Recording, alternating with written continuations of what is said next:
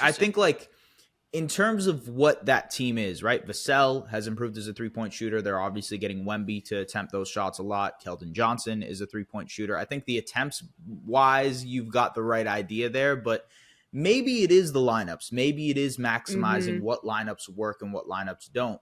And I was just looking at some of the most often used lineups for this team, and it does sort of lend to the idea of Sochan versus Tre Jones. And I hate to keep bringing it to that, but when you have the starting lineup that has played 88 minutes together, and that is the Sochan, Devin Vassell, Keldon Johnson, Zach Collins, Wemby group, they're minus 16 in 88 minutes awful. versus the it's No been nice really way to bad. put it. Yeah, but like versus the Tre Jones starting lineup, which albeit has not played a lot, 18 minutes. They're plus 15 in those minutes. Again, very, very small sample size. We haven't seen enough of it, but even in that amount of time, it's been a little bit more successful. And to your point about Sochan, yes, it's the ability to get downhill, to, burst, get downhill is a huge part of this. Paint touches is a massive part of creating these open threes and getting good looks for teams offensively. So now the defense is in rotation. Keldon Johnson is taking easier shots. Devin Vassell is taking easier shots. Wemby is taking easier shots. It works and flows a lot better. This seems like something that inevitably is like just a growing pain for this team. I don't think it's, structurally an issue. But I also I commend them for saying we're going to continue this Sochan experiment, because I think there is a really, really good talented player in there. Is he a future point guard? No, but what he's going to be for this team inevitably, which is like a Swiss Army knife, like do it all type player on the court. Having him grow as a playmaker and creator might help you long term. Do you still see that vision, or have you abandoned ship already? Yeah, I think I see the vision. I just think you kind of seen what you need to see. Like once you get to like 20 or so games, I think you've got a large enough sample size. You know what's working, what's not working. And I think one thing that's really important to bring up is like guys from the San Antonio Express News, like Tom Orsborn, Jeff McDonald, they've been doing this for decades. And one thing that they have consistently brought up that fans continue to kind of just like neglect and like push to the side is when Pop wants to experiment with something, he'll explicitly say it, and he has, right? He's explicitly said this is an experiment. He has used those words. And when he talks about something in that context, he usually, according to the guys who've been doing this for decades, who I trust, right? Like they usually do it for about 20 games and then they move on. We're getting to that, we're getting to that hallmark. Maybe they do it a little longer. Maybe they end it early, but I think we're getting to the point where it's probably over, but I think he'll be better for it, as you mentioned. Like, I just think, look, he's not a point guard. He probably will never be a point guard, but a lot of fans probably don't watch the Austin Spurs, and that's okay. They're a G League team. But like in the past couple of years, that's kind of what they do with all of their prospects. They just do it in Austin. And now you're seeing it in San Antonio. Like, I don't think fans are used to seeing that sort of big scale experiment for an NBA team, especially at the expense of winning. Not that this team was going to win a lot more games, but they probably could have picked up a few more wins here or there. So I think that's a thing where like, hey, it's okay. You can be patient just a little longer. It's probably almost over, but it probably will help him. Like just having him have that experience is huge. So I'm fine with it, especially because I think we're probably close to the end. But even if we aren't, like, there's just not a lot to lose. There's still a lot of team building that needs to be done through the draft, through free agency. This is not the thing that's going to make everything crumble. Yeah, I think what fascinates me about the Spurs roster, kind of looking at from afar for not just coming into this year, but even in previous years, they've got interesting prospects that I felt like at each draft recently, it's like, oh, that's a sleeper pick. That's a good pick. And so I'm kind of like waiting for, the Blake Wesley, the Malachi Branham, those two specifically really, really interest me.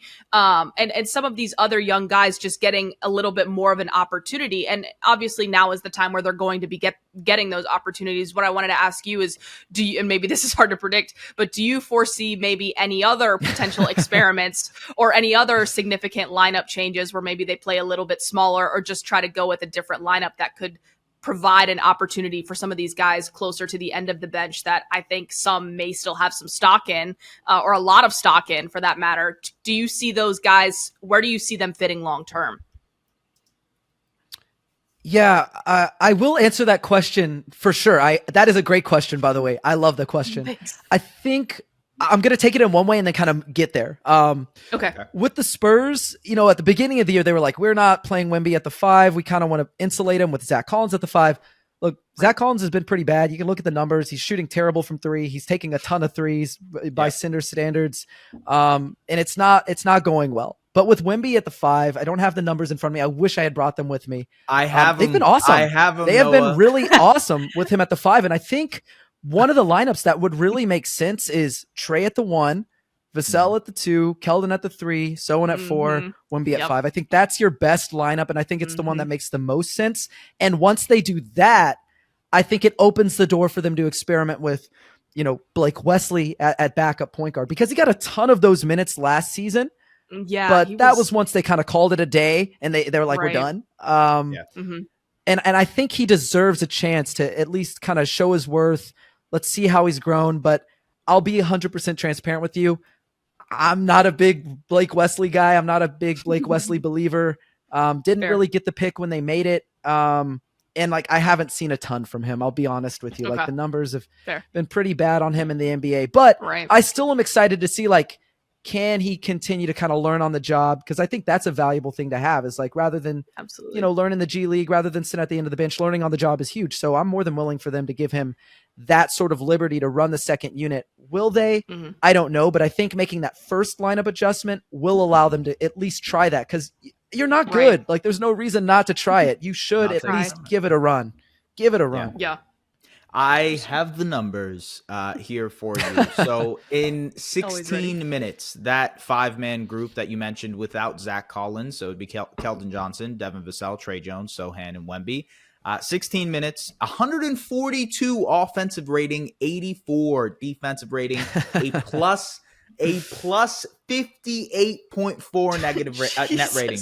Now, okay, look, again, it is 16 minutes. Size, it's a small sample size theater. We can do it all the time. But sometimes, man, when it's that good, you have to give it a shot. You have to at least try it. And if we're going with the whole experimentation, kind of vibe here over the next 20 games, okay, so we now have a 20-game sample size of Sochan at point guard. Let's switch it up. Let's play him in that utility knife role that he's supposed to be in. And let's see how this works. I think Sochan is a great rebounder for his size, a great offensive rebounder for his size as well. I think a lot of those things make sense next to Wemby. Ideally, I don't know, man. It just works for me. I think that's the final version of this team. Makes Maybe sense. not final version of this team. That's probably rushing it. But I get what you're saying, though. I get what you're saying. And I think if real quick, the nail in the coffin for me where I was like, I think this experiment can be done with. We've seen enough. Sochan had a career high 33 2 games ago. Yeah. And it was the game where mid-game, they were like, okay, this is not going well. We're going to go ahead and shift Tre to point guard. We're going to leave Sochan in there. We're going to let him play the 4. He was getting to loose balls.